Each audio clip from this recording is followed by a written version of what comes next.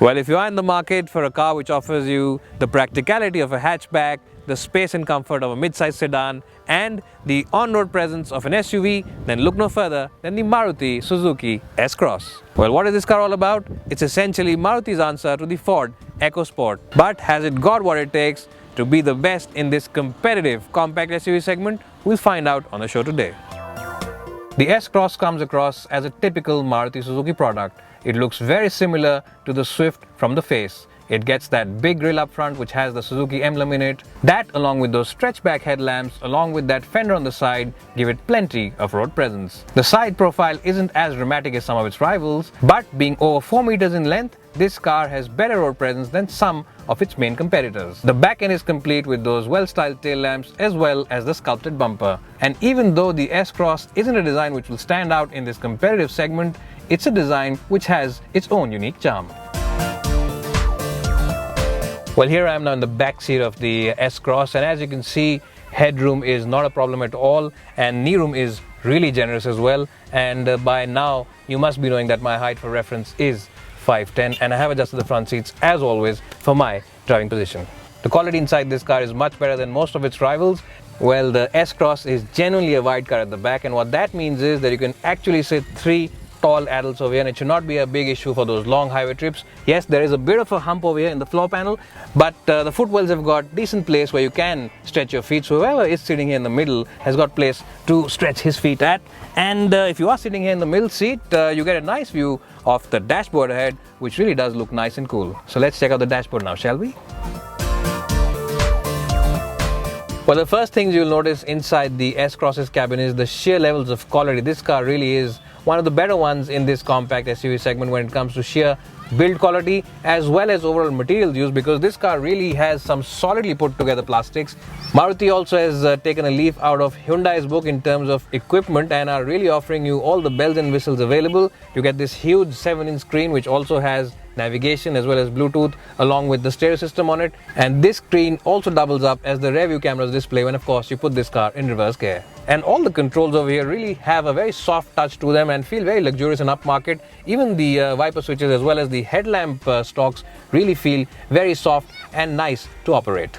You also get climate control, Bluetooth, and the obligatory feature in many cars now, a start-stop button. Well, the seats on the S-Cross really offer you lots of support as well as the cushioning, and the bolstering on the side really helps you a lot when you are pushing this car into the corner and really keeps you in your place. Not only is it a very well-made dashboard, it's also a very practical place to be in. You of course get these 2 cup holders over here, you get this big box where you can keep your favorite fruity drink, and you also get one tray over here where you can keep your cell phone or wallet, and the door bins are large enough to house those big 1-liter bottles. Well, just like the interior, even the boot capacity on the S-Cross is very impressive, and overall it's about 353 liters in space. And as you can see, it's a very flattish boot. There's minimal intrusion from the suspension and you get a nice and flat loading area. It is a little high because it is of course an SUV. If you want to improve capacity further, you can of course drop the backrest down and increase the capacity to over 800 liters, and I'll show that to you now. Well, as you can see, it's almost a flattish area. Well, if you want to go grocery shopping for the month, or if you plan on buying some furniture, this is one of the better compact SUVs to do that job in.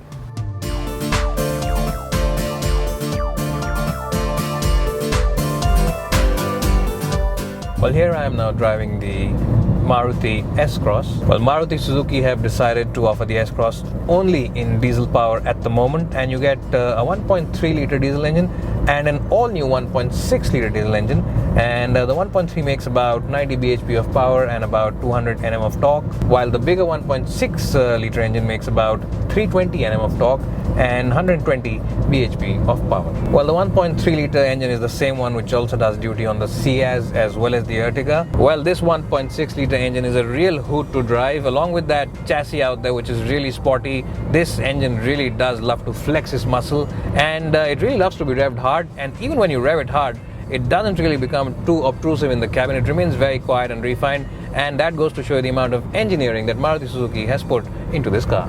Well, Maruti claims a 0 to 100 figure of 11.3 seconds for this car, which feels pretty good considering the size and the weight and the category this car is in.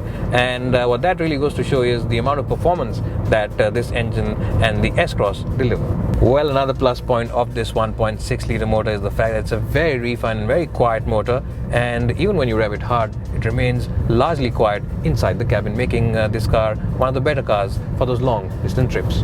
Well, the good point about the 1.6 litre diesel engine is the fact that it comes with a 6-speed manual gearbox. But what that extra gear does is gives the engine a lot of flexibility. So if you are someone who uses your car on the highway very often, then this engine will deliver very good fuel efficiency figures. All you need to do is just put this gear in 6th gear and sit on that accelerator pedal, and you will get a fuel efficiency figure of something around 22.7 kpl from this engine.